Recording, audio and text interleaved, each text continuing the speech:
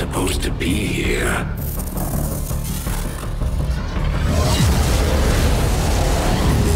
At last, a true battle.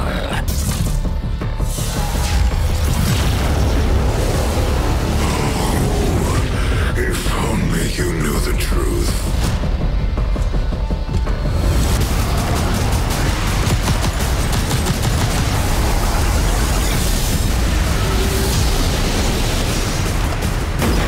There were 3 resistance groups that we consider a legitimate threat to Advent. Together, they'd make one hell of a fighting force. Too bad they hate each other.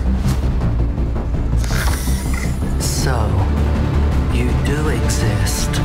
They were sent here to purge the lost.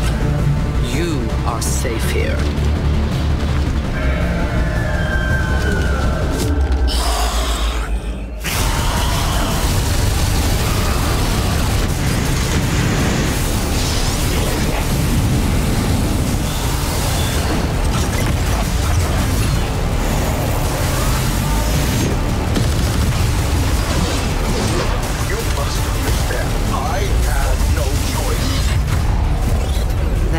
Good. Advent Hobbit. I suppose we should begin then. Now the real war begins.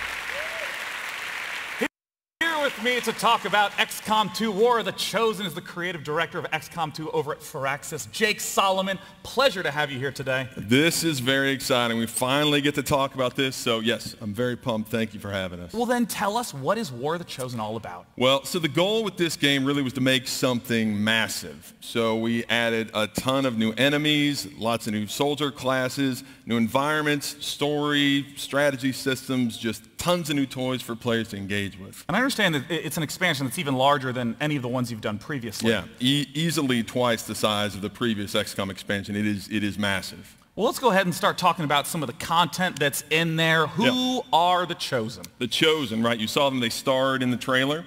So they were designed to be the ultimate enemies of XCOM. They are 3 almost champions of the alien army.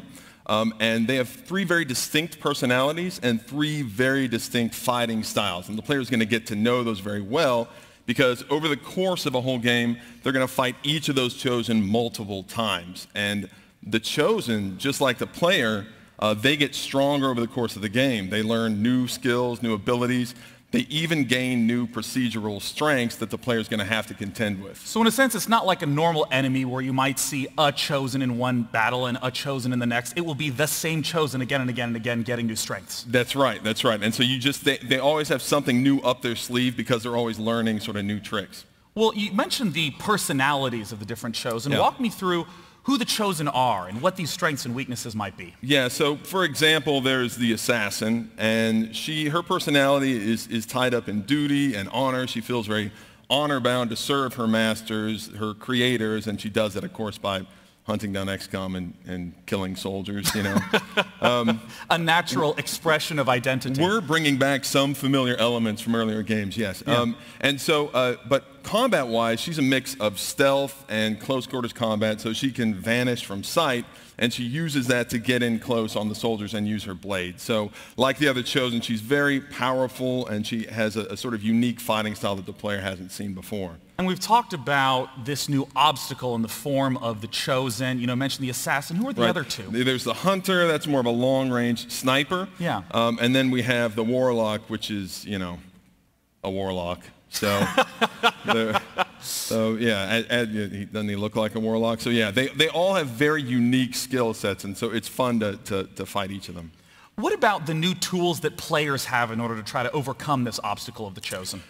Yes, so as you saw in the trailer, XCOM is not the only resistance movement on Earth. So in War of the Chosen, you have these three factions out there, and like the Chosen, they all have distinct philosophies and distinct fighting styles.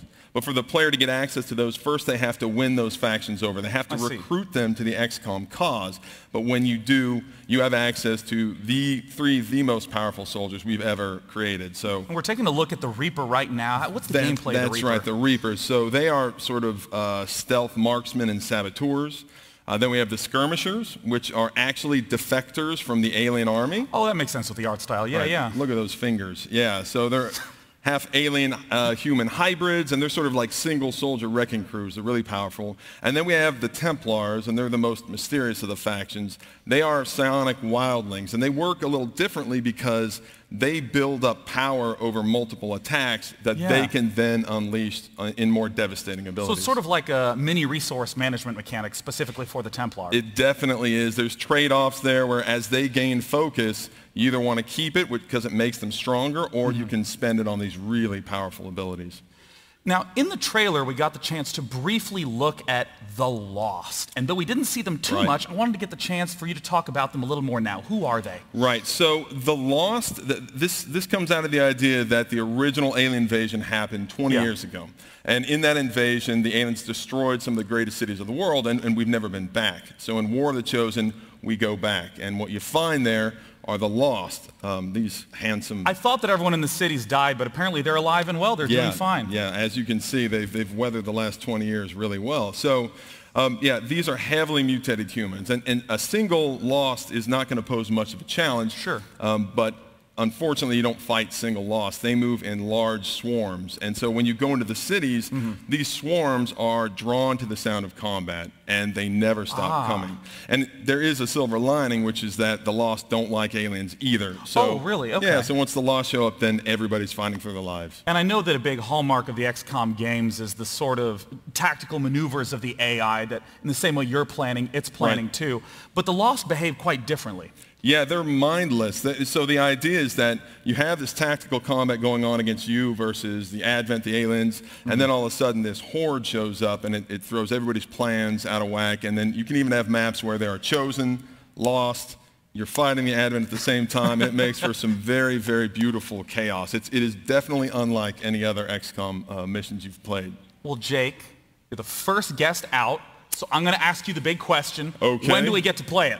We get to play this. War of the Chosen comes out August 29th, so very soon. Just 2 months. That's right, very soon on PC, Xbox One, and PS4. So people should follow XCOM on Twitter and Facebook if they want to keep up with all the latest XCOM information. And Jake didn't want to do this, but I'm going to make him do it. Follow Jake.